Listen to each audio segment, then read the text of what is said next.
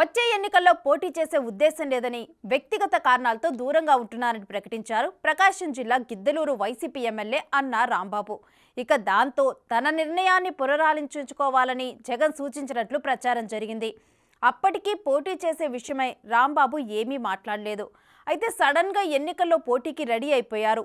అది కూడా తన సిట్టింగ్ సీటు గిద్దలూరు కాకుండా మార్కాపురానికి షిఫ్ట్ అయ్యారు. అసలు అన్నా రాంబాబు విషయంలో ఏం జరిగింది? ఆయన వ్యూహాత్మకంగా ఆడిన పొలిటికల్ గేమ్లో సక్సెస్ అయ్యారా?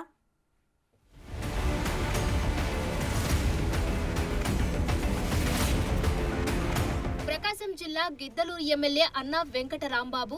ఆయన రాజకీయం ఒక పట్టాన ఎవరికి అంతుపట్టదు. తన పొలిటికల్ కెరీర్ కోసం రాంబాబు తీసుకునే నిర్ణయాలు కూడా అలాగే ఉంటాయి. ఇటీవల రాజకీయాలకు గుడ్ బై చెప్తున్నట్లు ప్రకటించిన ఆయన గిద్దలూరుని వదిలేసి మార్కాపురం రేసులో ప్రత్యక్షమయ్యారు.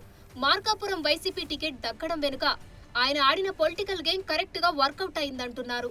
2009లో ప్రజారాజ్యం పార్టీ నుంచి పొలిటికల్ ఎంట్రీ ఇచ్చిన రాంబాబు తొలి ప్రయత్నంలోనే గిద్దలూరు ఎమ్మెల్యేగా గెలిచారు. పీఆర్పీ విలీనంతో కాంగ్రెస్ కండువా కప్పుకున్న ఆయన రాష్ట్ర విభజన తరువాత టీడీపీలోకి వచ్చి 2014 ఎన్నికల్లో ఓడిపోయారు.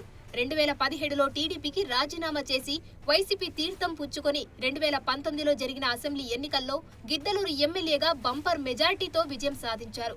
పులివెందులలో జగన్ కు వచ్చిన మెజార్టీ తర్వాత రాష్ట్రంలో రెండో అత్యధిక మెజారిటీ సాధించిన ఎమ్మెల్యేగా రికార్డులకెక్కారు.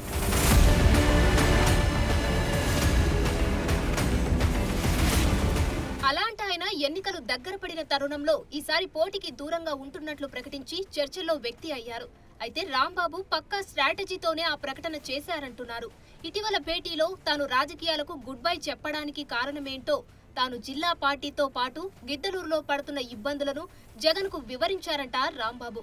మాజీ మంత్రి బాలినేని కారణంగా గిద్దలూరులో తనకు వ్యతిరేకంగా అసమ్మతి వర్గం తయారైందని, రెడ్డి సామాజిక వర్గం అందుకే తనను వ్యతిరేకిస్తోందని చెప్పుకొచ్చారట. ప్రస్తుతం వైసీపీలో బాలినేని పరిస్థితే బాగోలేదు.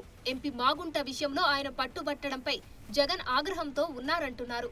అందుకే గత ఎన్నికల వరకు జిల్లా పార్టీ బాధ్యతలు చూసుకున్న బాలినేని ప్రతిపాదనలని ఇప్పుడు జగన్ పక్కన పెట్టేస్తున్నారు.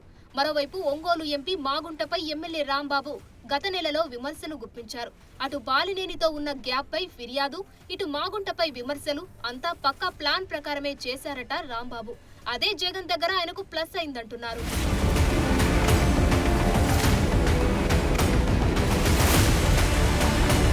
ఆయన గిద్దలూరును వదులుకోవాలని ముందే నిర్ణయించుకున్నారని, అందుకే పాలిట్రిక్స్ ప్లే చేశారన్న టాక్ వినిపిస్తోంది. ఇప్పటికే గిద్దలూరు వైసీపీలోనే రెడ్డి వర్గం నేతలు రాంబాబు నాన్ లోకల్ అని ప్రచారం చేస్తున్నారు. వచ్చే ఎన్నికల్లో రాంబాబుకి సీటు కేటాయిస్తే సపోర్ట్ చేయమని ప్రకటించారు. గిద్దలూరు వైసీపీ సీటును రెడ్లకు ఇవ్వాలని బాలినేని ముందు డిమాండ్ ఉంచారు. దాంతో బాలినేని శ్రీనివాసరెడ్డి స్థానిక రెడ్డి నేతల పేర్లను జగన్ కు ప్రతిపాదించారట. అయితే బాలినేని పరిస్థితే పార్టీలో బాగోలేకపోవడంతో బాలినేని ప్రతిపాదించిన పేర్లను పక్కన పెట్టేశారట. ఏదేమైనా గిద్దలూరులో తిరిగి పోటీ చేస్తే రెడ్డి వర్గం సహకరించే పరిస్థితి లేదన్న అనుమానంతోనే ఎమ్మెల్యే రాంబాబు ఈ తతంగమంతా నడిపించారంటున్నారు. జగన్ కూడా రాంబాబుతో భేటీ తర్వాత అదే నిర్ణయానికి వచ్చి అన్న రాంబాబును ఈసారి గిద్దలూరు నుంచి షిఫ్ట్ చేసి మార్కాపురం సమన్వయకర్తగా నియమించారట. మార్కాపురం ఎమ్మెల్యే కందూరు నాగార్జున రెడ్డిని గిద్దలూరు వైసీపీ ఇన్ఛార్జిగా పంపించారట. బాలినేని మాగుంటలతో రాంబాబుకు విభేదాలు ఉండడం ఆయన్ని జగన్ కు దగ్గర చేశాయని, ఆ క్రమంలోనే ఆయనకు ఆశించిన టికెట్ దక్కిందని వైసీపీ శ్రేణులే అంటుండడం విశేషం.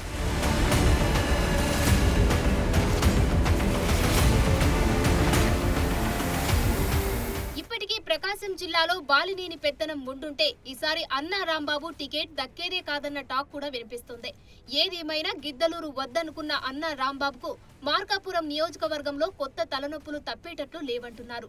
గిద్దలూరులో రాంబాబు వర్గీయులు నాగార్జున రెడ్డికి సహకరించిన మార్కాపురంలో భిన్న వాతావరణం కనిపిస్తోంది. మార్కాపురం సీటును అక్కడి మాజీ ఎమ్మెల్యే, ప్రస్తుతం ప్రకాశం జిల్లా వైసీపీ అధ్యక్షుడిగా ఉన్న జంకే వెంకటరెడ్డి ఆశించారు. మరి ఇప్పుడు జంకే వర్గం నాన్ లోకల్ అయిన రాంబాబుకు ఎంతవరకు సహకరిస్తుందనేది అనుమానమే అంటున్నారు. అటు గిద్దలూరులో కూడా స్థానిక రెడ్డి నేతలు టికెట్పై ఆశలు పెట్టుకున్నారు. వారిని కాదని నాన్ లోకల్ అయిన నాగార్జున రెడ్డిని గిద్దలూరు ఇన్ఛార్జిని చేశారు. మరి గిద్దలూరు సీటు ఆశించిన రెడ్డి సామాజిక వర్గ నేతలు నాన్ లోకల్ లీడర్ కి ఏమాత్రం సహకరిస్తారో చూడాలి.